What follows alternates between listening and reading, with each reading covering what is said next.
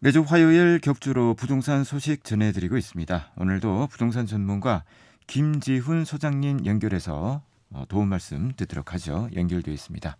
소장님 안녕하세요. 네, 안녕하세요. 부동산 전문가 김지훈 소장입니다. 대구 도시철도의 4호선 있죠. 바로 엑스코선 건설이 국토교통부 최종 승인을 받은 소식이 전해졌습니다. 이로 인해 사업에도 속도가 붙을 예정인데요. 자, 대구시는 오는 2030년 완공을 목표로 실시 설계 용역에 착수하는 등 본격적인 건설에 돌입할 계획을 전했습니다. 그리고 이와 더불어서 구미와 대구 또 경산을 이어주는 광역철도 또 이 광주와 대구를 이어주는 달빛철도까지 이 교통망에 있어서 이 급속도로 사업들이 탄력을 받고 있는 상황이죠. 자, 이에 대한 자세한 소식들을 좀 하나씩 좀 전해 듣도록 하겠습니다. 네, 대구시는 도시철도 4호선 건설 사업 기본 계획이 지난 6일 국토부 대도시광역교통위원회에서 최종 승인을 받았다고 밝혔습니다. 이에 따라 대구시는 올해 내로 기본 및 실시 설계 용역을 발주하고 2026년 착공할 계획입니다. 4호선은 수성구민 운동장역에서 경복대, 엑스코 등을 거쳐서 동구 이시아폴리스까지 약 12.6km 구간을 달릴 예정인데요. 사업비는 7,756억 원입니다. 4호선은 2018년 8월에 예비 타당성 조사를 신청해 2020년 12월 예타를 통과했었습니다. 이어서 2021년 5월에는 기본계획 수립 용역에 착수했으며 주민공청회와 시의회 의견 청취, 기획재정부 총사업비 조정 등의 협의를 거치며 현재 단계까지 진행을 이어왔습니다. 이 과정에서 엑스코 없는 엑스코선, 경복대 없는 경복대역 등의 논란이 생기며 역사 두 곳이 늘어났고 일부 역사의 위치도 조정됐습니다. 대구시는 경대교역과 공고 내거리역을 추가해 예타 통과 당시 10곳이었던 역사 계획을 12곳으로 늘렸습니다.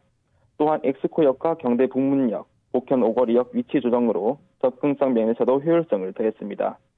예타 당시 3호선과 같은 모노레일로 추진했던 차량 형식은 철제 차륜 자동 안내 주행 차량 ATT 방식으로 변경해 국토부의 적정성 검증에도 통과했습니다. 이 과정을 거쳐 전체 사업비는 6,711억 원에서 7,756억 원으로 1,045억 원이 증가하기도 했습니다. 네. 차량 기지 위치도 환경 파괴 논란이 일었던 복무 IC에서 북구 검당동 도축장 부지로 변경됐습니다. 복무 IC 인근에서 멸종위기 야생생물 2급인 맹꽁이 서식 흔적이 발견됐으며 향후의 차량 기지 확장성 등을 고려한 결과입니다. 도시철도 1호선과 2호선으로 환승하는 범어역, 동대구역은 개차구를 지나 환승하는 간접 환승 방식에서 개차구를 나갈 필요가 없는 직접 환승 방식으로 바뀌었습니다. 4호선이 개통되면 대구 도시철도에서 환승역은 기존 3곳이었던 명덕역, 성남언덕역, 반어당역에서 수성구민 운동장역, 범어역, 동대구역이 더해져 총 6곳이 환승역으로 될 예정입니다. 또한 1호선에서 4호선 간 유기적 연계가 가능해져서 도시철도 이용 활성화에 도움이 될 것으로 기대되고 있습니다. 네. 자, 4호선 개통을 통해 대구시가 더 폭넓은 교통망과 일자리 창출 또 지역 경제에도 좀 활력을 불어넣을 그러한 성장 발판이 마련이 될 것 같습니다. 그리고 올해 이 광역철도 개통 소식이 있죠. 네. 현재 관련해서 사업의 진행 속도는 어느 정도 되고 있습니까? 네, 대구시의 4호선 소식과 함께 지난달 25일 대통령 주재로 열린 민생토론회 출퇴근 30분 시대 교통 격차 해소에서 발표한 교통 분야 3대 혁신 전략의 일환으로 지방권의 첫 광역철도인 대구권 1단계 광역철도를 올해 차질 없이 개통할 계획이라고 밝혔습니다.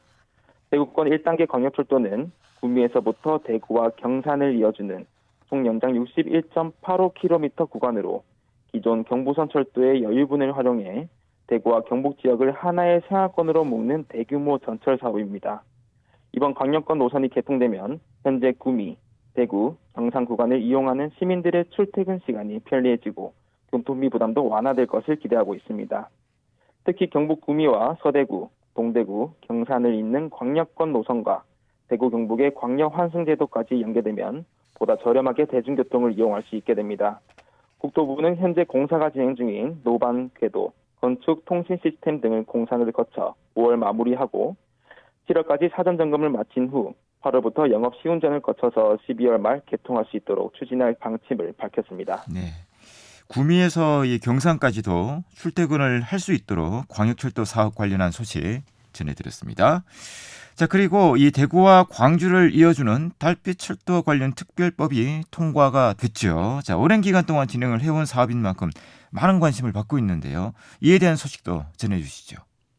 네, 지난달 25일 국회 본회의에서 달빛철도 건설을 위한 특별법이 통과되면서 예비 타당성 조사 면제와 국토교통부 내 달빛 고속철도 건설 추진단 신설 등을 할 수 있게 됐습니다. 사업 추진에도 탄력을 얻게 된 대구시와 광주시는 2029년 대구 경북 통합 신공항 개항에 맞추어 달빛철도를 개통하기 위해 총력을 기울일 예정입니다. 대구시와 광주시는 7일 광주 서구 김대중 컨벤션 센터에서 달빛철도 특별법 통과를 축하하는 기념 행사를 열기도 했는데요.